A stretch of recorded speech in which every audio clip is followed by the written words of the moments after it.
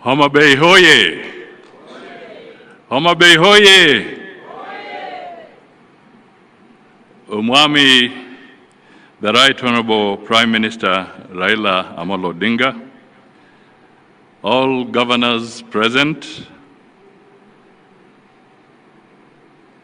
cabinet secretaries present, all our legislators who are present, all MCAs in the hall, distinguished guests, ladies and gentlemen.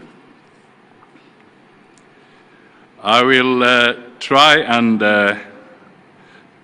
just make some 2 or 3 points, and then I will hand over my written remarks to the chair of the council so that it can go into your library for further conversation at a later stage.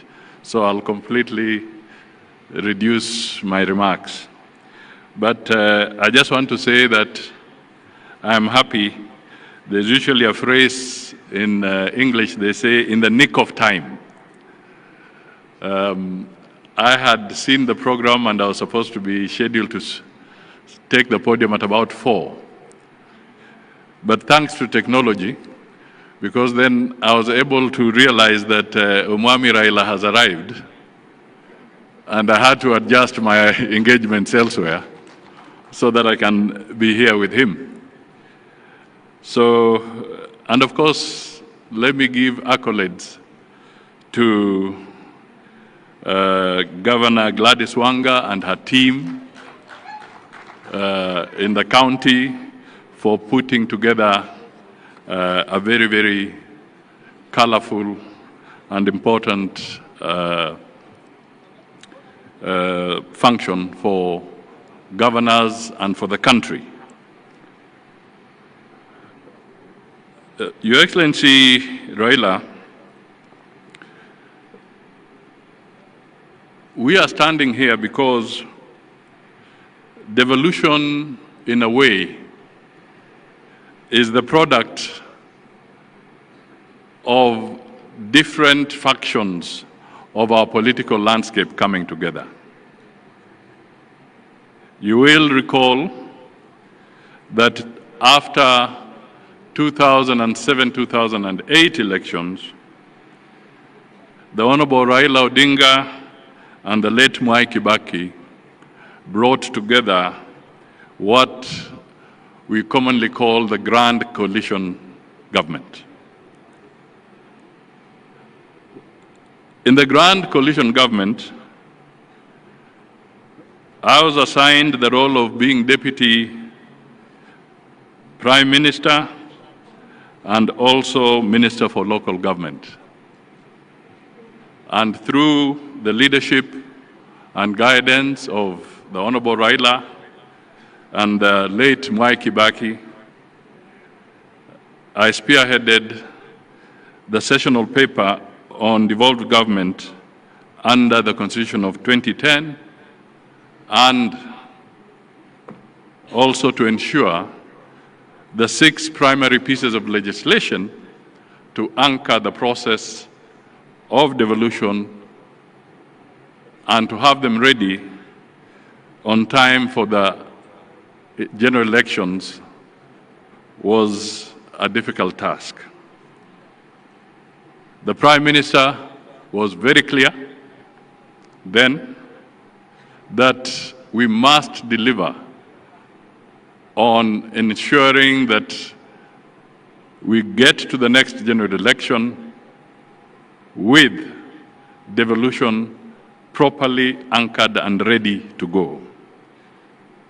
So we did that, and in that parliament, the sessional paper was approved, and attached to the sessional paper were 6 pieces of legislation, which today formed the basis and the foundation for the devolved system of government.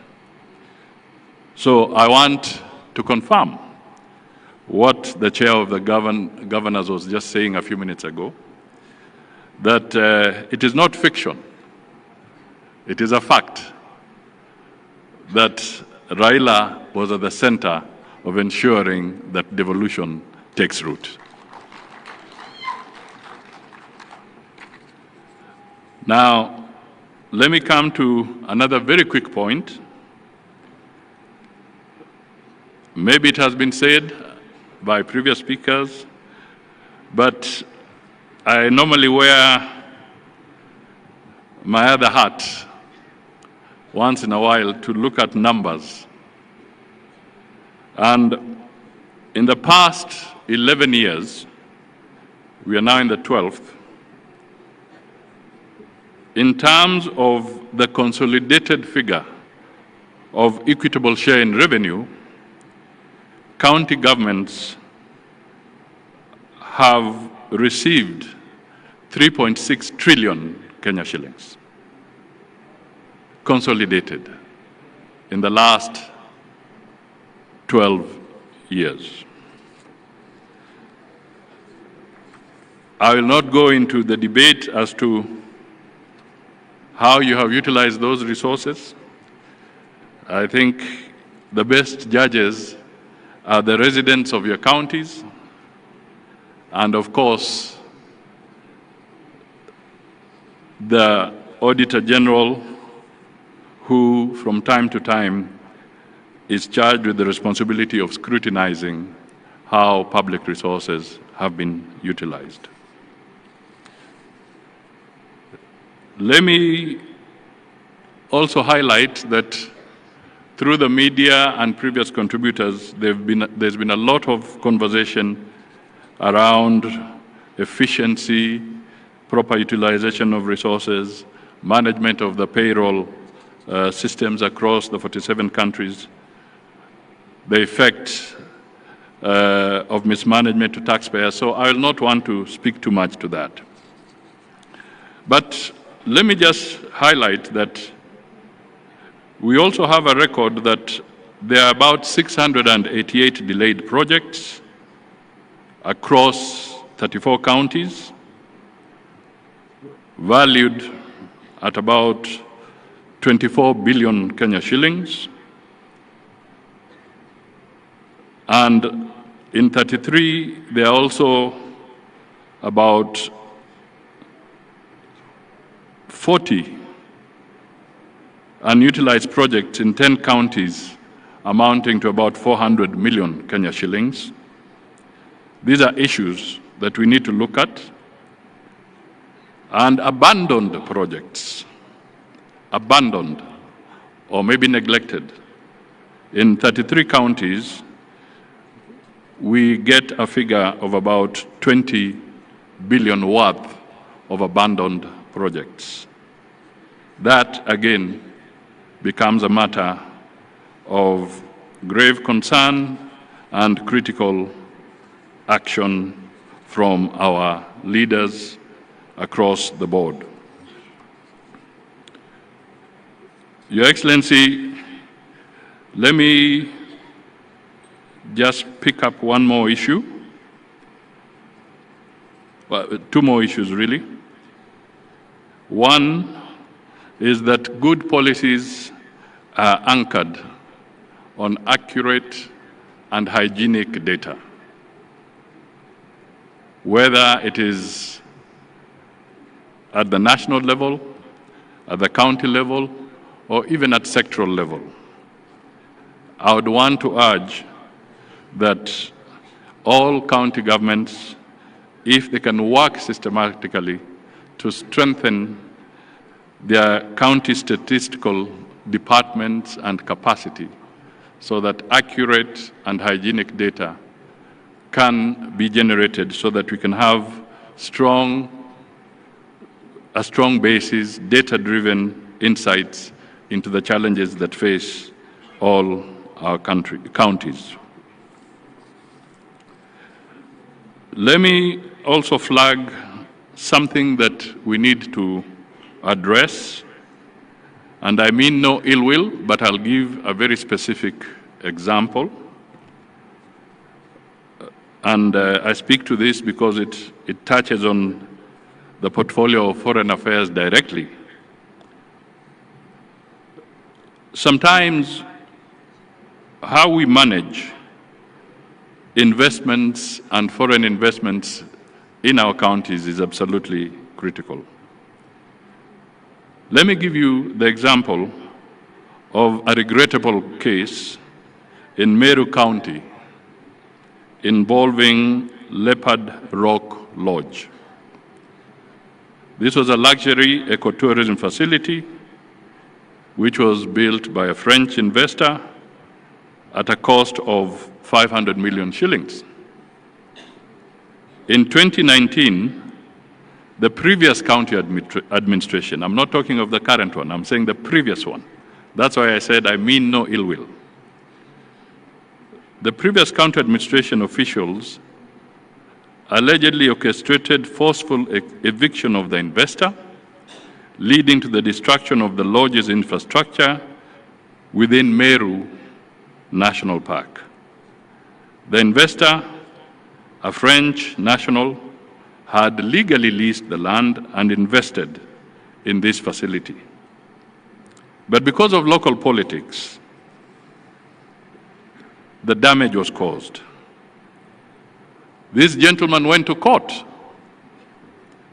The courts ruled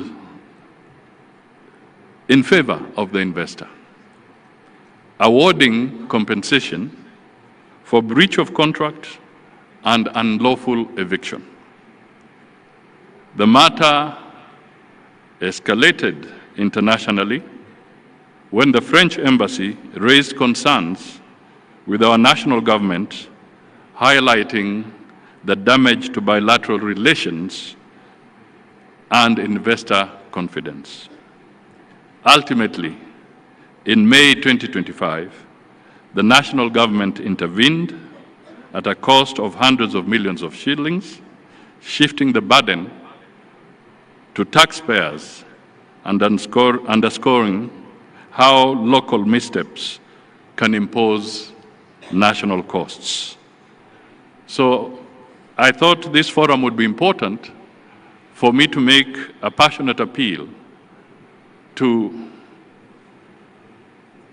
Kenyans in all our 47 counties and leaders in all our 47 counties that competition for foreign direct investment is absolutely essential for growth, for employment, for revenue. And if we do not respect the rule of law in those counties, we cause a lot of damage and the consequences can be very grave.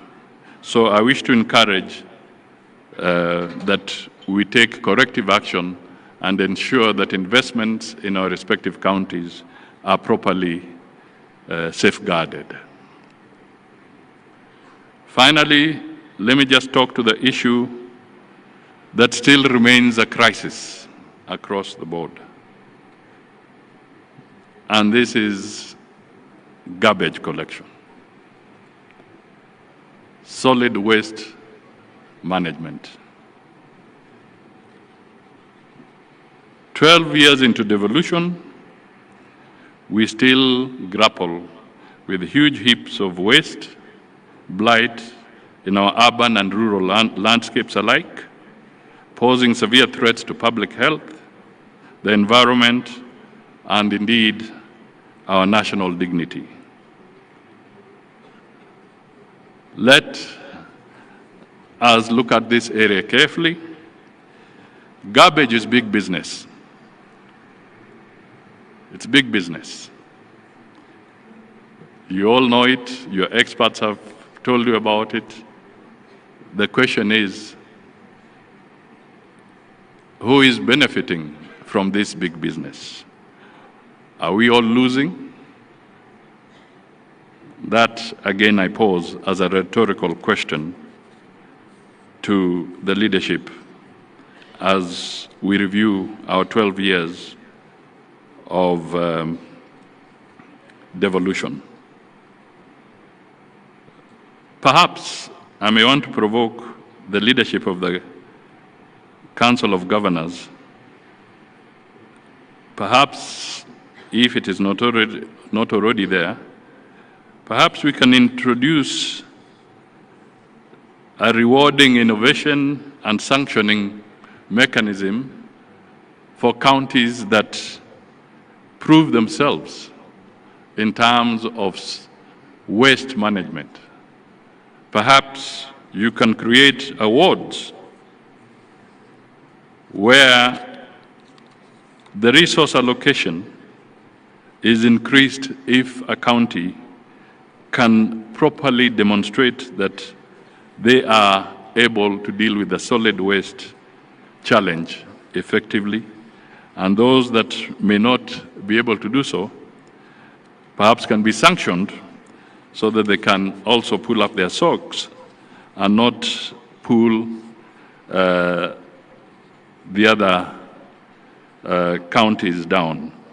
It might be, especially in this era of climate-related issues which are in vogue and which are important, maybe we should start looking for the green county of the year, the one that really steps out and is able to demonstrate that they are managing this particular challenge, and in the process benefit from an elevated allocation during the revenue sharing mechanism.